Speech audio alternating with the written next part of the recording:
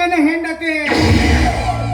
ಆದರೆ ಈಗ ಇವಳು ನಮ್ಮ ಧಣಿಯ ಮಗಳು. ದಣಿಯ ಮಗಳೆಂದು ಹೆಣ್ಣಿನ ಮೇಲೆ ದರ್ಬಾರ ಮಾಡುವೆಯಲ್ಲ, ನೀನ್ ಯಾವ ಗಂಡಸಲ್ಲೇ? ಏ ಪಾಪಿ, ಒಂದು ಹೆಣ್ಣಿನ ಬಗ್ಗೆ ಹಿಂದೆ ಮುಂದೆ ವಿಚಾರ ಮಾಡಿದವರ ಮೇಲೆ ಅಪವಾದ ಕೊಡ್ತಾ ಇದೆಯಲ್ಲ, ಅವನು ಒಬ್ಬ ಕನ್ಸೋದು ತಿಳಿದುಕೊಂಡಿದೀಯ. ಇವನು ನಮ್ಮ ಮೇಲಿನ ಮ್ಯಾನೇಜರ್. ಅವರ ಜೊತೆ ಮಾತನಾಡೋದನ್ನು ಬಿಟ್ಟು ನಿನ್ನ ಜೊತೆ ಮಾತಾಡ್ತಾ ನಿಲ್ಬೇಕಾಗಿತ್ತೇ ನಾನು? ಆಗಲ್ಲಮ್ಮ.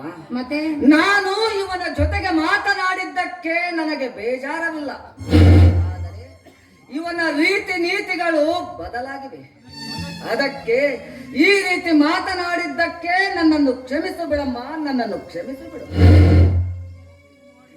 ಓಹೋ ಸುಮಾ, ತಪ್ಪು ಮಾಡಿದ ಆತ್ಮ ಎದುರುತ್ತದೆಯಂತೆ. ನಮಗೆ ಅವಾಯ್ಡ್ ಮಾಡಲು ಇದಕ್ಕೆಲ್ಲಿಂದ ಬರಬೇಕು ಆ ಧೈರ್ಯ? ಲೇ ನರಸಿಂಹ, ಹೋಗುವ ಮುನ್ನ ನಿನಗೊಂದು ಮಾತು ಹೇಳುತ್ತೇನೆ. ನೀವಿಬ್ಬರು ಮಾಡುವುದು ತಪ್ಪೆಂದು ಇಲ್ಲಿಗೆ ಬಿಟ್ಟರೆ ಸರಿ, ಇಲ್ಲದಿದ್ದರೆ ನಿಮ್ಮಿಬ್ಬರಲ್ಲಿ ಒಬ್ಬರ ದೇಹ ಹೋಗುವುದಂತೂ ಗ್ಯಾರಂಟಿ.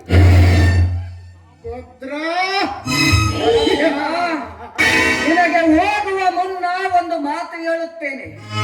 ಪ್ರಪಂಚದ ಅಧಿಪತಿ ಧರ್ಮದ ಧ್ವಜ ಎತ್ತಿ ಹಿಡಿಯುವ ಶೀಲವತಿಯರ ಮೈ ಮುಟ್ಟಲು ಯತ್ನಿಸಿದವರ ಕೈಯನ್ನು ಕತ್ತರಿಸಿ ಅದೇ ಶೀಲವತಿಯರು ಮೆಟ್ಟುತ್ತಿರುವ ಮೆಟ್ಟಿನ ಹಾರದೊಂದಿಗೆ ನಿನ್ನ ಕೊರಳಲ್ಲಿ ಹಾಕಿ ಮೆರವಣಿಗೆ ಮಾಡದಿದ್ದರೆ